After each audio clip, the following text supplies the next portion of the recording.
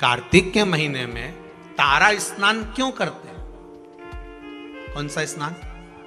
तारा स्नान। तारा स्नान का मतलब मालूम है? जम के बोलो। है? तारा स्नान का मतलब क्या है? अंधेरे में स्नान, मतलब सूर्य का प्रकाश आए उससे पहले ब्रह्म मुहूर्त में सुबह सुबह स्नान कर लेना। तो तारा स्नान का मतलब कार्तिक महीने में क्यों वर्णन किया गया, तो उसकी भी एक कथा है महाराज, बड़ी सुंदर चरित्र है। एक बूढ़ी माँ थी, रोज प्रतिदिन तारा स्नान करती थी, उसका नियम था।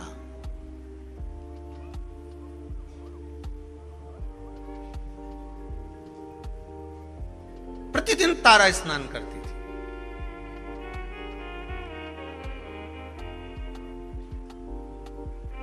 अच्छा, तारा स्नान का भी बड़ा महत्व है महाराज जी। समय के अनुसार हो जाए तो ठीक है,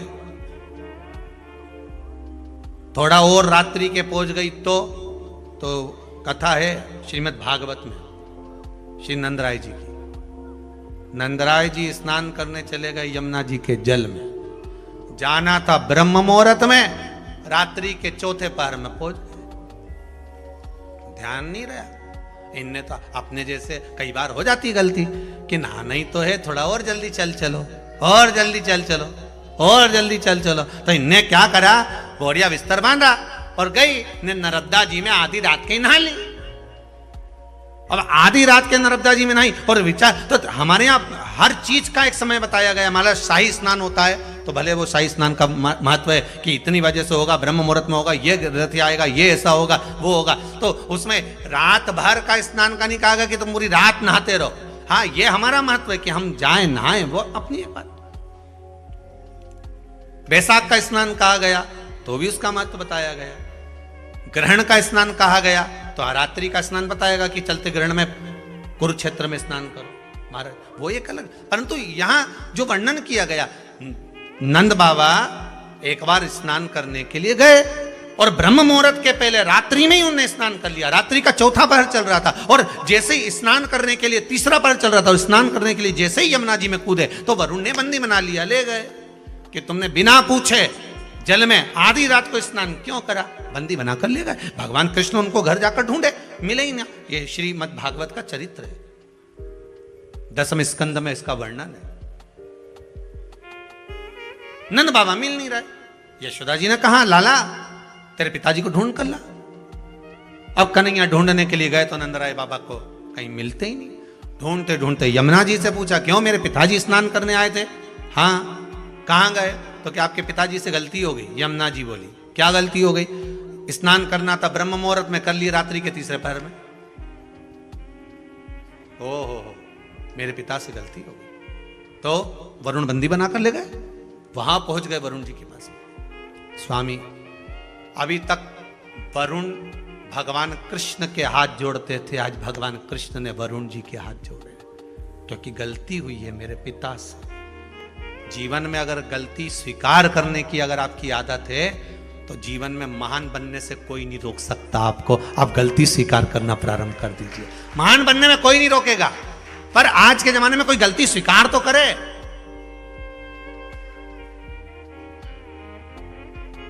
करवा चौथ की पूजन कर ली कल, बोलो सही है कि गलत है? जरूरत थी करवा चौथ की पूजन करने की, करवे को लाई, पूजन करी, इकट्ठा करा, सब कुछ करा, और अभी तक वो करवा कहीं ना कहीं पड़ा होगा। जब जरूरत थी तो बीन के लिए, और फिर सास के कि क्यों रही, जरूरत पड़ी तो हेड लाई, अब पटक दिया, अब बेचारी सास उठाए। सही है कि गलत है? सब बना के रख दिया, ये सामान यहां पड़ा है, वो सामान वहां पड़ा है। अब तुम तो गई ने चलनी में मुंडा देखी आई। अब गलत नहीं, करो पूजन करो, पाठ करो, अर्चना करो, पर जो तुमने सामान इकट्ठा करा था, करवा लाई थी, ये करा, दिया लगाया है, बाती लगाई, सारा सामान इकट्ठा करके रखा, तो सवेरे उठकर स्नान करके वो सारा सामान उठा के रख भी। फैला रहा तुमने, फैला दिया, उठाई डोकरी,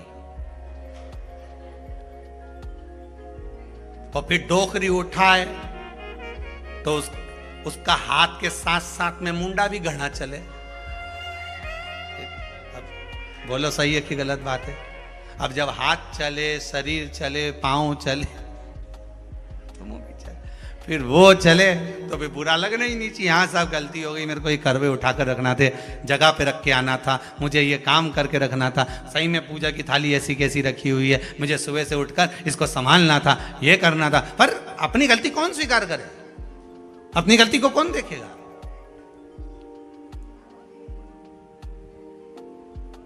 गलती मान लेना, अपनी गलती को स्वीकार कर लेना, यही महान बनने के लक्षण है। आपने स्वीकार कर लेना, हाँ मम्मी गलती हो गई, मैं अभी उठा देती हूँ, मम्मी पड़े रहने दो, मुझसे गलती हो गई। वास्तव में मैंने पूजन तो करी, पर ये करवे तो यहीं रख दिया, मैंने सामान तो यहीं पड़ा के पड़ा रखा, और सोचूं कि पूरा पुण्य मिल जाए, मैंने जो व्रत करा उसका पूरा पुण्य मिलना चाहिए, तो पूरा काम भी करो। पूरा काम करोगी तो पूरा पुण्य मिलेगा, आधा काम करोगी तो आधा पुण्य। उठाओ, रखो, संभाल कर रखो जरूरतमंद जगह पर।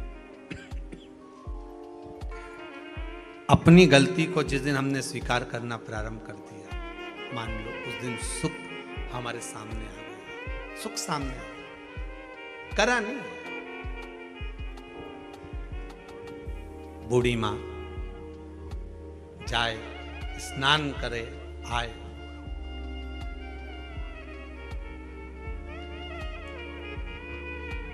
तारा स्नान। कौन सा स्नान? कार्तिक की, अगर आपके पास में कार्तिक महत्तम की किताब होगी, उसमें भी लिखा होगा, स्कंद पुराण पढ़ोगे या विष्णु पुराण पढ़ोगे, उसमें भी लिखा होगा तारा स्नान का महत्व। कौन से स्नान का? तारा स्नान। तारा स्नान का महत्व में वर्णन लिखा है ब्रह्म मुहूर्त में। आप आधी रात को अगर जा रहे हो तो उसमें वरुण देवता के सामने भगवान कृष्ण हाथ जोड़कर खड़े, गलती को स्वीकार करा कि मेरे पिता से गलती हुई है, स्नान करना था ब्रह्म मुहूर्त में, कर लिया रात्रि के तीसरे पहर में, गलती हो गई। पर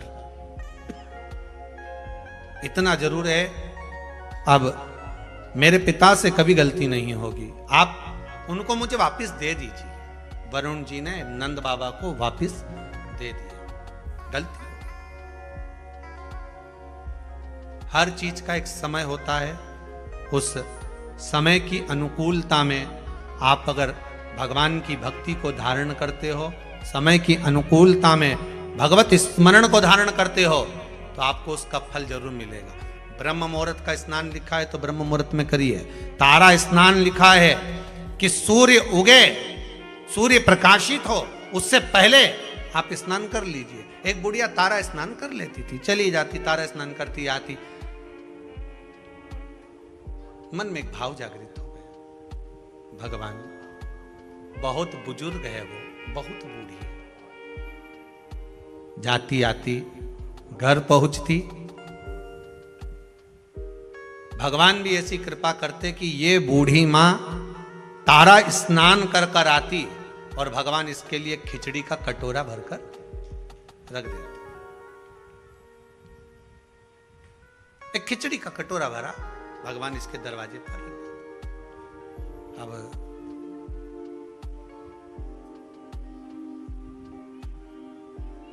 खिचड़ी के कटोरे को बूढ़ी मां के सम्मुख में रखा, माई कटोरा उठाया, भगवान को भोग लगाती, भगवान का दिया हुआ पात्र था उसी से पा लेती।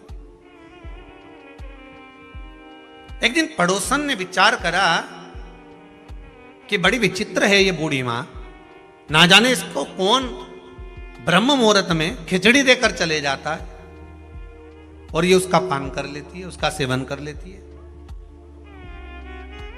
आज ये सुबह जब स्नान कर कर आएगी, पड़ोसन ने विचार करा उससे पहले मैं जाग जाऊंगी और जाग कर इसके खिचड़ी के कटोरे को उठाकर बाहर फेंकी आऊंगी।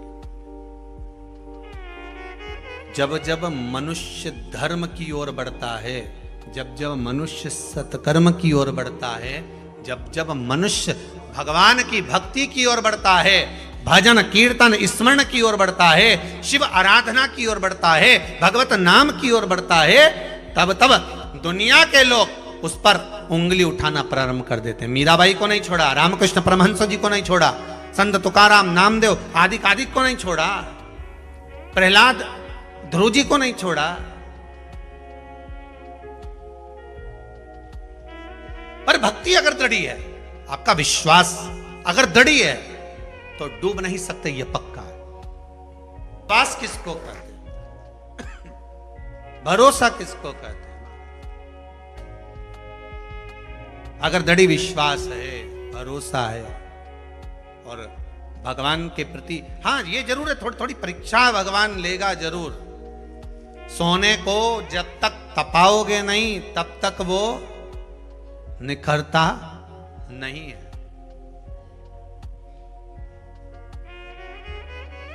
धोबी भी कपड़े को जब धोता है तो उसमें साबुन लगाकर उसको रगड़ता है, फिर उसको कूटता है, पीटता है,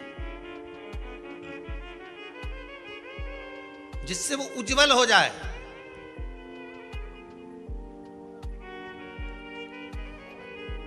उसकी उज्जवलता उसको घसीटने पर, पीटने पर प्राप्त होती है। मीराबाई की उज्जवलता कैसे प्राप्त हुई थी? मीराबाई के लिए जहर का प्याला भेज दिया, शेर भेज दिया, सांप का पिटारा भेज दिया, उसमें उसकी उज्जवलता होगी। फिर डरने वाली बात नहीं, फिर वो बात ध्यान रखना, कोई ताला ही बोले तो आपको लगता है कि परिवर्तन कैसे हो गया, एकदम इतना। कहां तवा सीधा, कहां तवा उल्टा। कभी कभी मन में आ जाता है कि इतना परिवर्तन हुआ कैसे, आखिर कारण क्या बन गया इतना परिवर्तन का? क्या हो गया ऐसा कि परिवर्तन मूल हो गया? कारण क्या बना? और वही क्या कारण हो सकता? मैं रोज आती थी तो मुझे खिचड़ी मिलती थी, वो खिचड़ी गई कहां? अब बूढ़ी मां को मिली नहीं। उसने नियम ले रखा था, एक नियम बनाकर रखा था कि जो भगवान मुझे प्रसाद दिए हैं मैं उसी का सेवन करूं, उसी का सेवन। आपसे भी निवेदन है, एक नियम आप भी जिंदगी में ऐसा बनाकर चलो कि मैं रोज भगवान का दर्शन करके जाऊंगा। जब तक सुबह में श्री शिवाय नमस्तुभ्यम नहीं बोल लूं 5 बार, 7 बार, 11 बार, तब तक मैं चाय नहीं पीऊंगा। भले बात से मैं बोलूं, पर बोलूंगा, भले बात से मैं बोलूं पर बोलूंगा। श्री शिवाय नमस्तुभ्यम। अगर भोजन करूंगा तो मैं श्री शिवाय नमस्तुभ्यम जरूर बोलूं। एक नियम कोई सा भी बना लो, उठूंगा तो बोलूंगा, या भोजन करूंगा तब बोलूंगा, या मैं स्मरण करूंगा भगवान के कोई भी कार्य के लिए जाऊंगा तो मैं श्री शिवाय नमस्तुभ्यम या पंचाक्षर मंत्र ओम नमः शिवाय, राम कृष्ण, जो तुम्हारी मर्जी पड़े वो बोलूंगा, बोलूंगा जरूर।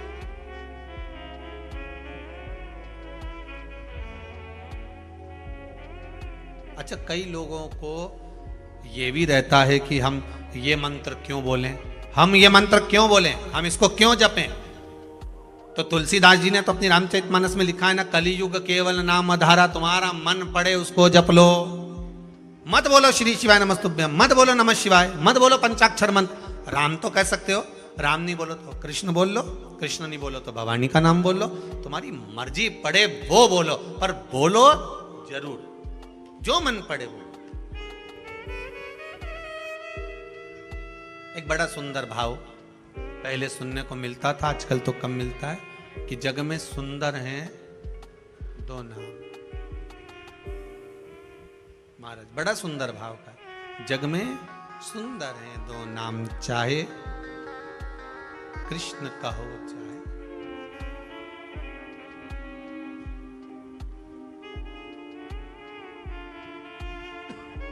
बड़ा भाव सुन, बोलो राम राम राम, बोलो राम।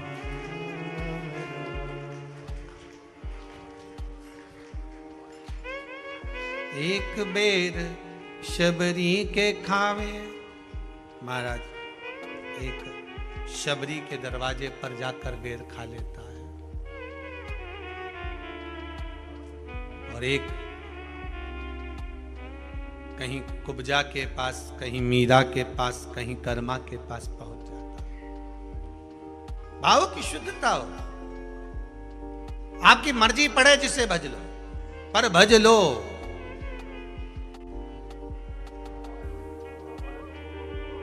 तुम्हारी मर्जी पड़े उसका स्मरण कर लो, पर करो। एक नियम बना लो।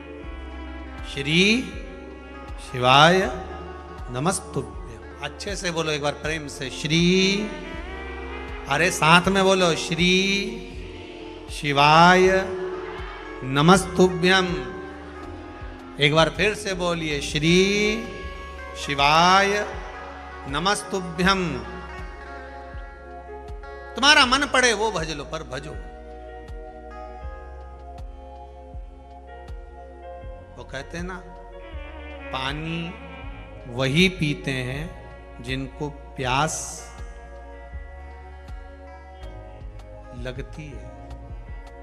शिव का नाम वही लेते हैं जिनको विश्वास लगती है। विश्वास होगा तो शिव सम्मुख में प्रकट हो जाए सामने। कितने कितने पत्र आप लोग भेजो, सब विश्वास के ही पत्र हैं सारे। अगर पढ़ें सारे विश्वास के पत्र मिलेंगे। एक एक पत्र में आपका विश्वास जुड़ा हुआ है, एक एक पत्र में केवल विश्वास, केवल आपका भरोसा है और उसके सिवाय कुछ।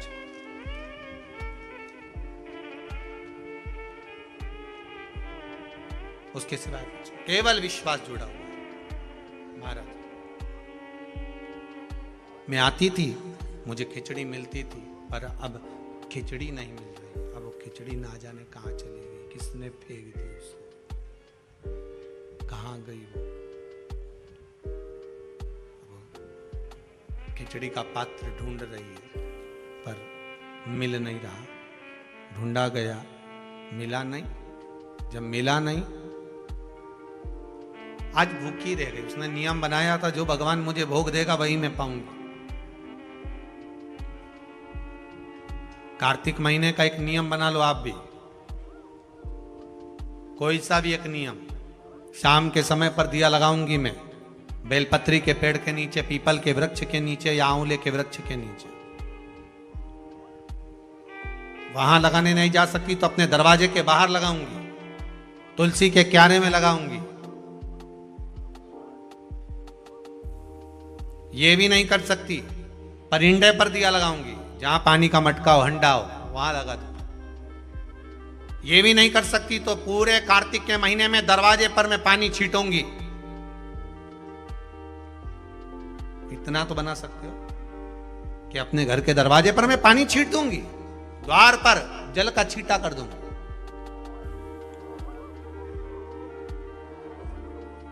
ये भी नियम ना बने तो मैं प्रतिदिन ठाकुर जी को एक तुलसी का दल समर्पित कर दूं।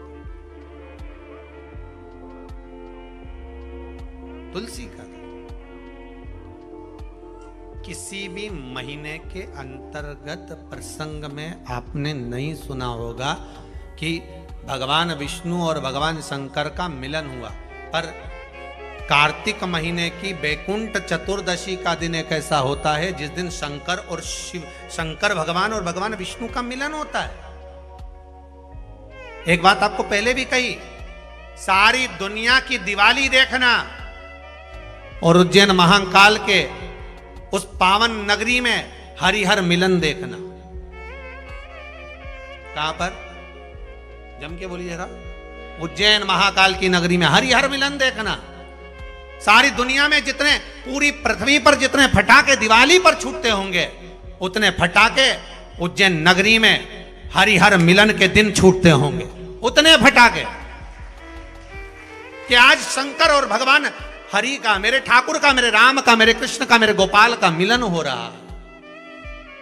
आज महाकाल राजा मेरे भगवान नारायण से मिलने के लिए आए हैं। और एक बात और अच्छे से कह दें, जितने फटाके दीपावली पर छूटते होंगे उतने फटाके उससे ज्यादा भगवान शंकर और नारायण के मिलन पर छूटते हैं वैकुंठ चतुर्दशी पर। और जितने फटाके वैकुंठ चतुर्दशी पर उज्जैन महाकाल की नगरी में गोपाल जी और महाकाल के मिलन पर छूटते होंगे, उससे ज्यादा फटाका जिस दिन भक्त और भगवान मिलता होगा उतने छूटते होंगे। उससे ज्यादा फटाके तब छूटते हैं जब एक भक्त का मिलन भगवान से होता है। एक निर्मल मन का जीव जब परमात्मा से मिलन करने के लिए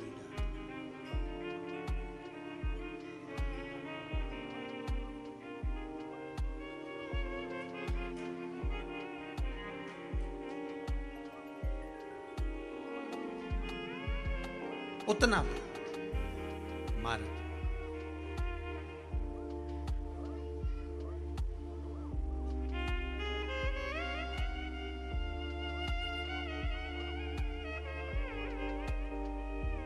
अगर भोले मेरा घर काशी बना देते तो क्या, मुझे भी अपनी काशी में बसा लेते तो क्या।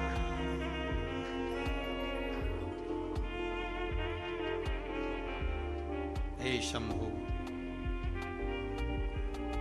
हे भोले, हे त्रिकालदर्शी कैलाश, केवल एक कार्तिक का महीना, एक महीना ऐसा है जिस महीने में भगवान भूत अधिपति भूतेश्वर भगवान शंकर और भगवान नारायण दोनों का मिलन हुआ है कार्तिक के महीने में। कार्तिक के महीने में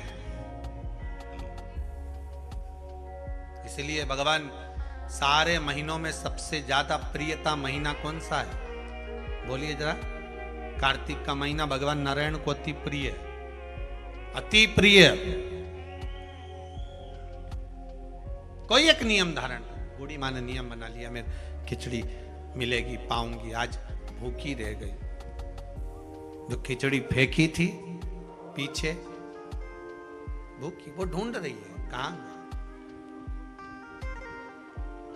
प्रभु की कृपा देखिए कितनी विचित्र है। कार्तिक महीने में किया गया दान, कार्तिक महीने में किया गया पुण्य, कार्तिक महीने में किया गया सत्कर्म, कार्तिक महीने में, इसीलिए कार्तिक के महीने में गोपाष्टमी आती है, इसलिए कार्तिक के महीने में अन्नकूट महोत्सव होता है, इसलिए कार्तिक महीने में दीपदान का महत्व होता है। कार्तिक के महीने में दान पुण्य की मात्रा बढ़ जाती है, दान की मात्रा बढ़ जाती है, पुण्य की मात्रा बढ़ जाती है, सत्कर्म की मात्रा बढ़ जाती है, भजन की मात्रा बढ़ जाती है। और दोनों यजमानों को बहुत बहुत धन्यवाद कि आप कार्तिक के महीने में कार्तिक महत्तम शिव महापुराण की कथा जनमानस को श्रवण करा रहे हैं। पूरा विश्व सुन रहा है इस पावन कथा को 2 बजे से 5 बजे तक।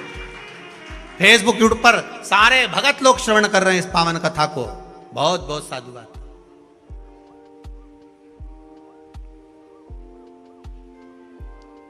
और हम तो आप सबसे निवेदन करेंगे, आप अगर कुबेरेश्वर धाम में आए हो तो प्रयास करा करो कि कार्तिक महीने में जो आंवले के वृक्ष हैं कुबेरेश्वर धाम के, इनके नीचे एक दीपदान हो जाए।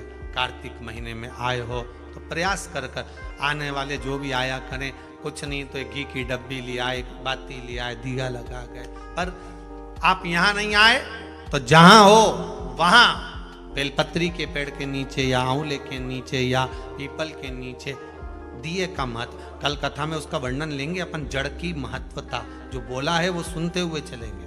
वो तो आज पहला दिन है इसलिए कार्तिक महत्तम को आगे बढ़ाते हुए चलना। दान की महत्वता क्या है? खिचड़ी को फेंक दिया बाहर, अब खिचड़ी को जो बाहर फेंका था उसमें से एक पौधा उत्पन्न हो गया। अब उस पौधे में 2 फूल लगे हैं। अभी आपको कथा में कहा था जो हमने डाला है, बोया है, वो मिलेगा जरूर, उसका फल जरूर मिलता है। जो आप भजन कर रहे हो, कथा सुन रहे हो, स्मरण कर रहे हो, मंत्र जाप कर रहे हो, नाम जाप कर रहे हो, उसका फल मिलेगा जरूर। उसका फल प्राप्त जरूर होगा। अब ये माता जी ने बोला, खरगोन वाली ने, कि हमने तो केवल कथा सुनी थी। एक माता जी बोली कि हम तो केवल आए थे नवरात्रे की पहले दिन, और क्यों ना मिले? अगर आपने दिल से श्रवण कराए, भाव से श्रवण कराए, तो क्यों ना दे? तेरे दरबार की बाबा निराली शान देखी है, तुझे देते नहीं देखा, पर झोली भरी देखी है। ये झोली अगर भरी है तो उसी ने ही तो भरी है। बस दिल से कहकर जाना, दिल से कहकर, शंभु शरणे पड़ी, मांगू घड़ी रे घड़ी, दुख कारो दया करी न दर्शन। हे बाबा, दुख भारी है, समस्या बड़ी बहुत विकट है, पर मैं जानती हूं कि मेरा शंभु मेरे निकट है। बहुत कष्ट है इस जीवन में, बहुत कष्ट। संसार में आयो तो समस्या जरूर होगी। अगर पृथ्वी पर जन्म लिया है तो हर व्यक्ति के जीवन में समस्या रहेगी। पर पृथ्वी पर जन्म लिया है तो जैसे हर व्यक्ति के जीवन में समस्या है, उसी तरह हर समस्या का हल भी देव अधिदेव महादेव है। हर समस्या का हल शंकर शिव है, औगड़दानी, त्रिकालदर्शी, कैलाशी, अविनाशी। हर समस्या। महाराज 2 फूल लग गए, उस फूल को वहां का राजा निकल कर जा रहा था, बड़े सुंदर फूल दिखे उसको। 2 फूल कितने अच्छे लगे, अपने रथ को रुकवाया, जाओ दोनों फूल तोड़ कर लाओ। फूल तोड़ कर ला। राजा के घर में संतान नहीं थी, एक भी औलाद नहीं थी, कई वर्ष निकल गए थे। 2 फूल लाए, वो फूल राजा लेकर गए, अपनी रानी को दिया। शादी के 34 वर्ष हो गए थे, पर संतान नहीं थी। कभी कभी आश्चर्य होता है, कहीं कहीं पहाड़ों पर जाकर देखा तो पत्थर में भी वृक्ष लग रहा है, पत्थर में भी फूल खिल रहा है, पत्थर में भी पौधा लगा है। अब सोचने वाली बात है कि पत्थर है, चारों तरफ कहीं मिट्टी नहीं दिख रही, तो इसमें पौधा कहां से आ गया? आपने भी तो देखा होगा, पत्थर में पौधा है, मतलब यह पक्का है कि इस पत्थर के अंदर कहीं ना कहीं कोई भाग अंकुरित हुआ है। उसी तरह आपके जीवन में भी पत्थर ही पत्थर लिखे होंगे, तो भी शिव रूपी बीज अगर दिल में आ गया तो पौधा जरूर लगेगा, यह पक्का है, पौधा लगेगा। आए हो ना आस लेकर, विश्वास लेकर पहुंचे हो ना कुबेरेश्वर धाम, और जो नहीं आए वो टीवी पर विश्वास लेकर कथा सुन रहे हैं, मोबाइल पर सुन रहे हैं, फेसबुक यूट्यूब पर सुन रहे हैं, विश्वास लेकर सुन रहे हो ना, तो ये पक्का है, चारों तरफ पत्थर भले हो, जीवन में दुख भले भले हो, कितना भी दुख लिखा हो, पर अगर शंकर की कथा का एक बीज अपने भीतर अंकुरित हो गया है तो पौधा लगेगा, पत्थर पर भी छाए हो जाएगी, पत्थर पर भी छांव होगी।